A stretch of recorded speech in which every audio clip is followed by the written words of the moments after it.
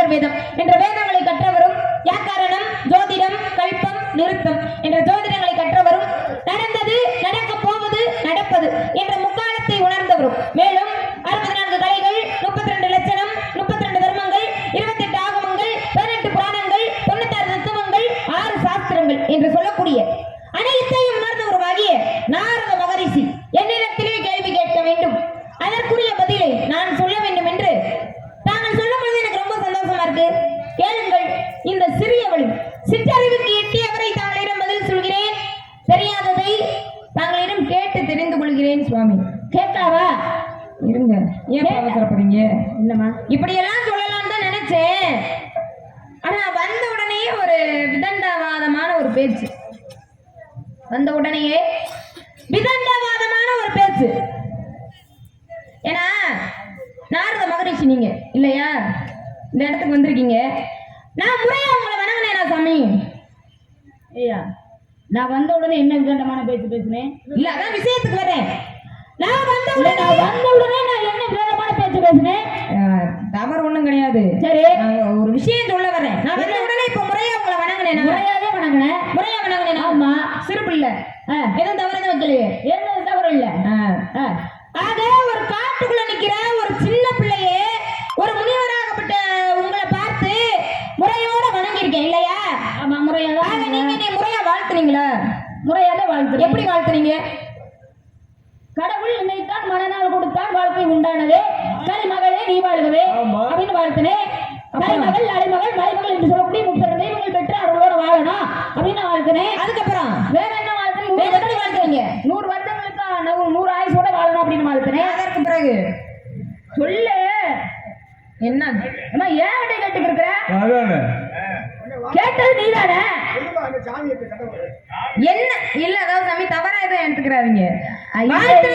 தவறா எடுத்துக்கிறது ஒண்ணும் இல்ல, வாழ்த்துனது நான் தான். என்ன வாழ்த்துன்னு நான் சொல்லிட்டேன்.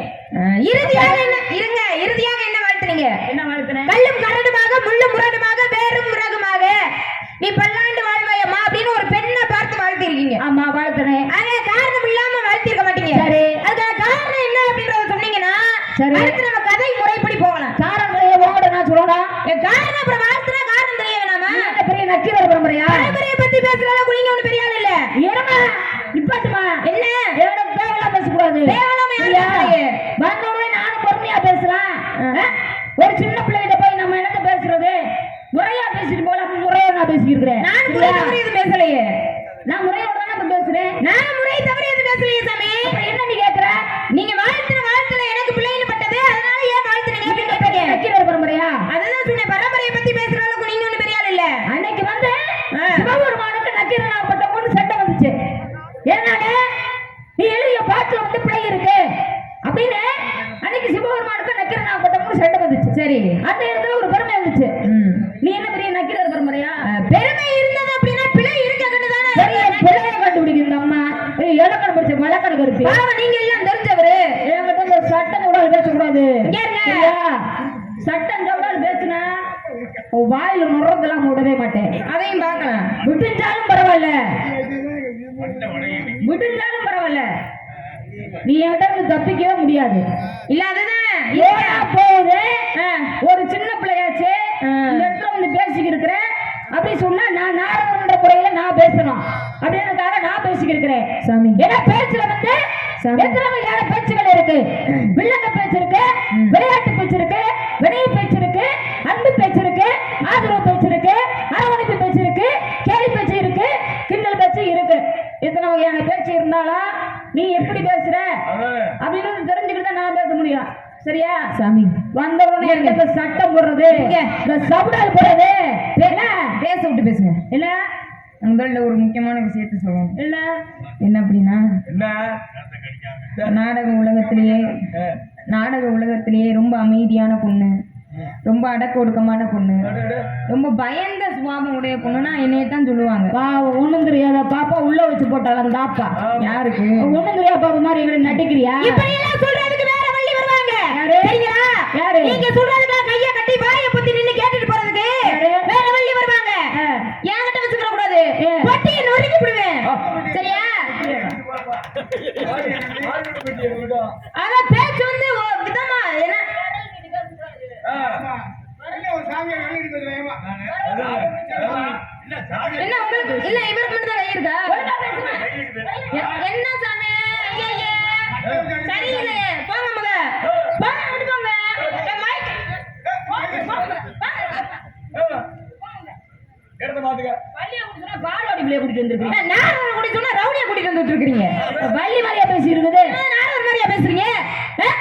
எங்கிட்ட வந்து பிடிச்சிட்டு நேரம் காணிக்கணும் நேரம் காலங்க பள்ளிக்கு எனக்கு சனியை சடகட்ட ஆரம்பிச்சிருச்சு. அது பொட்டு வச்சு பூ வச்சு கல்ல ஏற்றி கருப்புளி செம்புளி குத்தாம விடாது உனையா. சரியா? பேசுற முறையா பேசுற. மீண்டும் சொல்றேன், முறை தவறி பேசணும் வச்சுக்கவே இப்படி ஒரு நொடிவேன். சரியா? பாவம் நான் நினைச்சேன்னு வச்சுக்கவே ஒரு நொடிவேன். பாவம் இந்த சனியை பிடிக்க போகுது. இன்னும் உனக்கு பொட்டு வச்சு பூ வச்சு பார்க்க உனக்கு என்ன பக்குவம் பத்தல. யாருக்கு? எனக்கு பத்தல. ஆமா சாமி, நீங்க சொல்றது உண்மைதான். பாவம் இவர் எல்லாம் தெரிஞ்சவரு. இவர்கிட்ட நாங்க கைய கட்டில நின்று பேசணும். அதாவது நான் பொட்டுல இருந்து பூவுல இருந்து எல்லாம் வச்சுட்டு தான் வந்திருக்கேன். அதனால என்னைய சனியம் பிடிக்காது. உங்களை சனியை எதுவும் பிடிக்காம பாத்துக்கோங்க, அதுதான் நான் சொல்லுவேன். சரிங்களா? பெரிய நம்ம எல்லாம் தெரிஞ்ச ஒரு மாதிரி பேசுறீங்க. எல்லாம் தெரிஞ்ச ஒரு மாதிரி பேசுறீங்க. உங்களுக்கு என்ன தெரியும்? உங்களுக்கு என்ன தெரியும்? தெரியுமா? சரி, சாதி எந்த தெரியுமா? அல்லது விதிகாசம் தெரியுமா? அல்லது வேதம் தெரியுமா? அல்லது புராணம் தெரியுமா? அல்லது முட்டைக்கு முனிகுலம் தெரியுமா? இல்ல புளிய முட்டைக்கு தான் உனக்கு சனி குலம் தெரியுமா? என்ன தெரியும் உனக்கு? முட்டைக்கும் கொட்டைக்கும் எனக்கு தெரியாது, உங்களுக்கு தெரியுமா? எல்லாம் தெரிய வந்திருக்கேன். எல்லாம் தெரிஞ்சவரை துவாபர யுகம், கலியுகம். வேத யுகத்துல 17,28,000 வருட காலம் கொண்டது கிரேத யுகம். கிரேத யுகம் 12,96,000 வருட காலம் கொண்டது கிரேத யுகம். துவாபர யுகத்துல 8,64,000 வருட காலம் கொண்டது துவாபர யுகம். இப்ப நடக்கக்கூடியது கலியுகம். இந்த கலியுகத்துல 4,32,000 வருட காலம் கொண்டது இப்ப நடக்கக்கூடிய கலியுகம். கிரேத யுகத்துல என்ன புராணம் நடந்துச்சு? ஹரிச்சந்திர புராணம். சரி. கிரேத யுகத்துல ராமாயணம், துவாபர யுகத்துல மகாபாரதம். இப்ப நடக்கக்கூடியது கலியுகம். இந்த கலியுகத்துல கந்த புராணம் மாவட்டத்தில் நடக்குது. இதிகாசங்கள் எத்தனை? என்ன சாமி இதிகாசங்கள் எத்தனை? அந்த விஷயத்துக்கு அப்புறம் போய்க்கலாம். என்ன அவசரம்? இப்ப என்ன நீ பேசணும்?